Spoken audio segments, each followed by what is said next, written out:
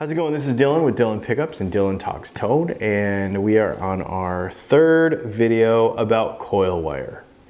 We discussed tension and how it's made, and we also talked about the different coatings and what they mean. So today I want to just discuss the difference in wire gauges. Now if we go back to our first video that we shot about this, and we discussed how they'll actually squeeze and extrude and stretch the wire out to a given gauge. Okay, so we have a 42 gauge wire here, we have a 43 gauge wire here, this is a 42 gauge wire, this is a 42.5 gauge wire. Okay, 42 and 43 are the most common. You'll see in like an old Charlie Christian style pickup, maybe it'll come down to like a 39 or 40 area.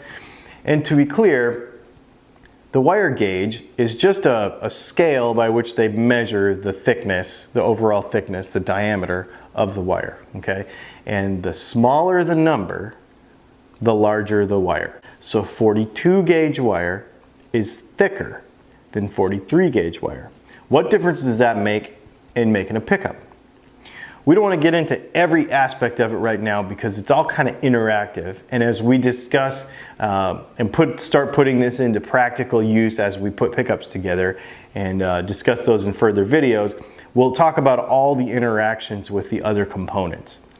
But the bottom line is this: since we stretched the wire further and we made it smaller, the resistance per foot is higher. Okay, so if we take this 43 gauge wire, and I'm just going to throw numbers out there that are kind of close, but they're different honestly with every roll. So we're just going to make this kind of relative to the other so you can understand the difference. So let's say we take this 43 gauge wire and we measure it, and that's a foot, and a foot of that is 1.25 ohms per foot. Okay, and then we take this 42 gauge wire and we measure it, and it's 0.93 ohms per foot, or maybe it's 1.02 ohms per foot. That doesn't sound like a lot. It doesn't sound like anything really. And 0.21 ohms per foot doesn't seem like it makes that big of a difference. But when we're going 8,000 winds of this onto a coil, it makes a huge difference.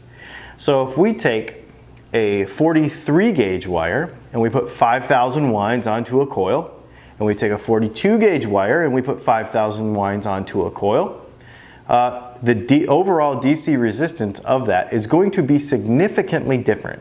Okay, and all other things being the same, the output is going to be different, the frequency response is going to be different for many reasons, and we can get into that in another video.